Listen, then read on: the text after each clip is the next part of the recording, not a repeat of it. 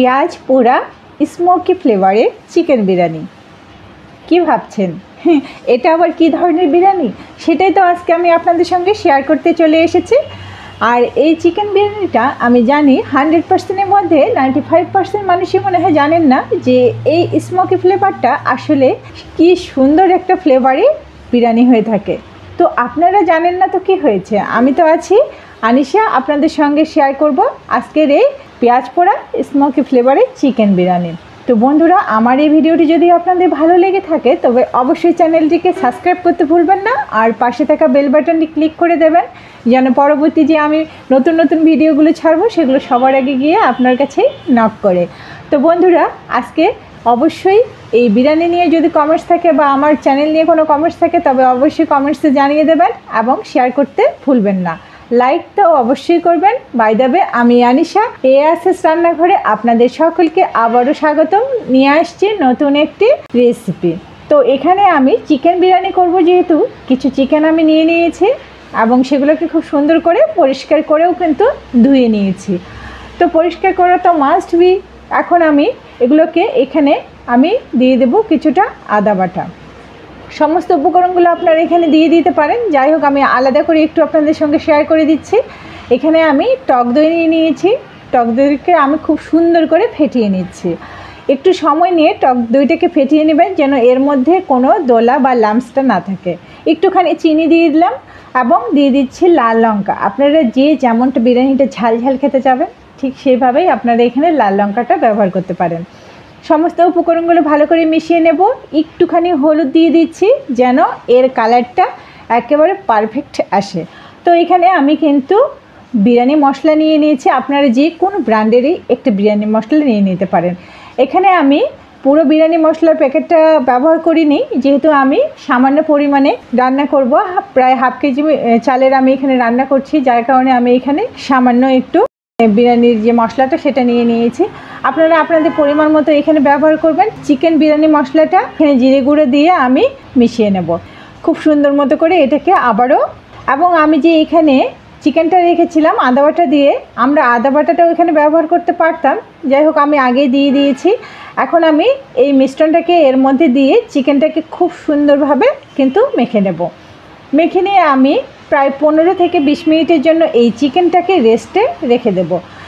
অবশ্যই চেষ্টা করবেন যে 30 মিনিট রাখার জন্য। আমার হাতে সময় নেই, যার কারণে আমি 15 মিনিট রাখছি। আপনারা 30 থেকে প্রায় 45-1 ঘন্টা রাখলে এই বিরিয়ানিটা খুবই মজার হয়ে থাকে। এখন আমি এখানে চাল নিয়েছি, আপনারা যে যার পছন্দ মতো চাল ব্যবহার করতে পারেন। আমি এখানে বাদশাভোগ চালটা নিয়েছি, আপনারা চিনি গুঁড়া, বাসমতি আপনাদের মনোমতো। লেবুর রসটা দিতে আমি ভুলে গিয়েছিলাম, যাই হোক লেবুর রসটা দিয়ে আমি আবারও চিকেনটাকে ম্যারিনেট করে রেখে দিচ্ছি। তাহলে তারপরের স্টেপে আমরা চলে যাই। এখন আমি কড়াইয়ের মধ্যে তেল দিয়ে দিয়েছি এবং এটা আমি রান্নার তেলে ব্যবহার করছি। চালটাকে যে ধুয়ে রেখেছিলাম সেটা খুব সুন্দর করে ঝরঝরে হয়ে গিয়েছে, কড়াইয়ে একটুখানি ভেজে নেব। তবে একটি টিপস আমি আপনাদেরকে দিয়ে দিচ্ছি, আপনারা যদি কেউ রাইস কুকারে এটা করতে চান তাহলে কিন্তু চালটাকে অবশ্যই হালকা করে ভাজলেও চলবে। আর যদি আপনারা প্রেসার কুকারে এই বিরিয়ানিটা করতে চান তাহলে কিন্তু অবশ্যই চালটাকে একটু বেশি করে ভাজা লাগবে। তো এখানে আমি পেঁয়াজ আর পরিমাণ মতো পেঁয়াজ এবং রসুন, একটা রসুন নিয়েছি, সেটাকে আবার থেতো করে নিয়েছি। এখন পেঁয়াজটাকে আমরা তেলে দিয়ে খুব সুন্দর মতো করে ব্রাউন কালার হয়ে আসা অবধি ভেজে নেব।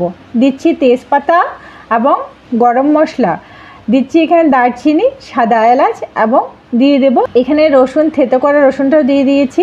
দিয়ে দেব একটা কালো এলাচ এবং সমস্ত উপকরণ যখন ভাজা হয়ে যাবে পেঁয়াজগুলোকে এক জায়গায় করে নিয়ে আসবো আমরা মাঝখানটায়, নিয়ে এসে সমস্ত পেঁয়াজগুলো এভাবে রেখে দেব।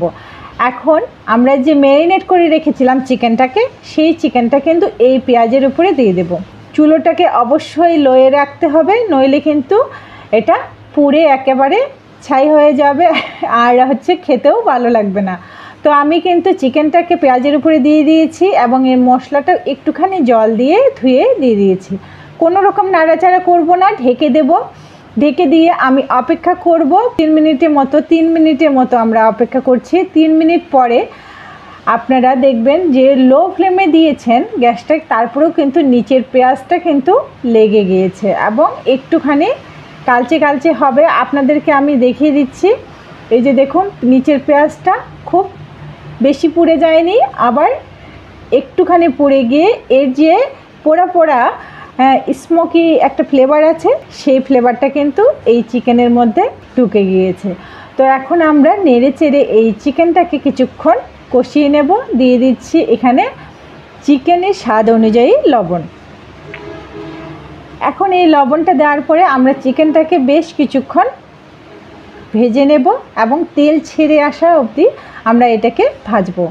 জাস্ট এখানে আপনাদেরকে একটু খেয়াল রাখতে হবে যে যেন পেঁয়াজটা খুব বেশি পুড়ে না যায়, একটুখানি পেঁয়াজটা পোড়া পোড়া হয়ে আসে এবং এই পোড়া গন্ধটাই যেন এই চিকেনের মধ্যে ঢুকে যায়। তো আমরা ঢেকে দিয়েছিলাম, ঠিক আমরা যেমন করে কাঠকয়লার পোড়া মাটন বিরিয়ানি বা চিকেন বিরিয়ানি বা কাচ্চি বিরিয়ানি করে থাকি, ঠিক এইভাবেই এইটাও কিন্তু স্মোকিটা চিকেনের মধ্যে ছড়িয়ে যাবে এবং পেঁয়াজ পোড়ার যে একটা হালকা হালকা গন্ধ আছে সেটাও কিন্তু আপনারা এই বিরিয়ানির মধ্যে পাবেন। তো যখন সমস্ত উপকরণগুলো আমাদের সুন্দর মতো ভাজা হয়ে যাবে, তখন এইভাবে তেল ছেড়ে আসবে। আপনাদেরকে দেখিয়ে দিই যে এগুলো কি সুন্দরভাবে তেল ছেড়ে এসেছে। এ পর্যন্তই আমাদের তুলে নেব। এখন এখানে আমরা দিয়ে দিচ্ছি পরিমাণ মতো জল, দিয়ে দিচ্ছি পরিমাণ মতো দুধ। এখন চাল আর দুধটা আপনারা কিভাবে দেবেন বলে দিচ্ছি। আপনারা চালটা যে পরিমাণে নেবেন তার ডাবল করে জলটাকে ব্যবহার করবেন, এটা আমরা সকলেই জানি। আপনি যেহেতু এখানে দুধটাকে ব্যবহার করছেন, যার কারণে আপনি যদি 2 পট চাল ব্যবহার করেন তাহলে আপনারা 4 পট জল দেওয়ার জায়গায় 3 পট জল দেবেন আর 1 পট দুধ ব্যবহার করবেন। এই পেঁয়াজ পোড়া স্মোকি ফ্লেভারের যে চিকেন বিরিয়ানিটা, এখানে কিন্তু অবশ্যই আপনাকে একটু কাঁচা দুধ ব্যবহার করতে হবে। চালের জন্য একটুখানি চিনি দিলাম, পরিমাণ মতো চালের জন্য একটু লবণ দিয়ে দিচ্ছি, আর চিকেনের লবণটা আমরা আগেই ব্যবহার করেছি। তো আমি কিন্তু চিকেনটাকে দিয়ে দিয়েছি। এখন প্রেসারের ঢাকনা লাগিয়ে আমরা সিটি দেব একটা, এটা হয়ে যাবে। আর সঙ্গে সঙ্গেই যদি আপনারা প্রেসারে করে থাকেন তাহলে আমার মতো করে এভাবে প্রেসারের যে বাতাসটা আছে সেটা কিন্তু বের করে দিতে হবে। এই বাতাসটা বের করে দেওয়ার পরে আমরা এটাকে কিছুক্ষণ দমে রেখে দেব, প্রায় 5 মিনিটের মতো এভাবেই এটা দমে থাকবে। আমি আপনাদেরকে দেখিয়ে দিচ্ছি যে আমার এই পেঁয়াজ পোড়ার স্মোকি ফ্লেভারের চিকেন বিরিয়ানিটা আসলে কেমন হয়েছে। আপনারা একটিবার দেখে নিন, আর অবশ্যই অবশ্যই বাড়িতে করতে কিন্তু ভুলবেন না। একটিবার বানিয়ে খাবেন, দেখবেন যে কাঠকয়লার যে স্মোকি ফ্লেভারটা আপনারা পান, এখানেও কিন্তু পেঁয়াজ পোড়ার স্মোকি একটা ফ্লেভার আপনারা পাবেন। ঢাকনা লাগিয়ে আবারও অপেক্ষা করব 10 মিনিটের মতো। 10 মিনিট পর আমি আপনাদেরকে দেখিয়ে দিচ্ছি আমার আসলে বিরিয়ানিটা কেমন হয়েছে। দেখতেই পাচ্ছেন আমার বিরিয়ানিটা একেবারে সুন্দর একটা ঝরঝরে লুক চলে এসেছে। আমার আর কিছুক্ষণ রাখলে আরও ভালো হতো, কিন্তু এই বিরিয়ানিটা সাধারণত প্রেসারে রান্না করলে এভাবে দমেই রান্না করতে হবে। আর আপনারা যদি রাইস কুকারে রান্না করেন তাহলে তো কোনো কথাই নেই, দিয়ে দিলেই হয়ে যাবে। রাইস কুকারের প্রসেসটা আপনারা সকলেই জানেন। এখন দেখতে পাচ্ছেন আমার চিকেন বিরিয়ানিটা অলরেডি হয়ে গিয়েছে, তার কালারটাও কেমন এসেছে। যে আপনাদের চেনা বিরিয়ানির থেকে এই বিরিয়ানিটা একটু হলেও আলাদা আছে। তো যাই হোক বন্ধুরা, আপনাদেরকে আর এই ধরনের ইউনিক একেবারে আলাদা এবং ভিন্ন স্বাদের যদি আপনারা কিছু পেতে চান তবে অবশ্যই কিন্তু আমার চ্যানেলটিকে সাবস্ক্রাইব করতে ভুলবেন না। এই ধরনের মজার এবং ব্যতিক্রমধর্মী কিছু খাবার আমি আবারও আপনাদের জন্য নিয়ে আসব। প্লিজ আমার চ্যানেলটিকে সাবস্ক্রাইব করে বেল বাটনটি ক্লিক করে রেখে দেবেন।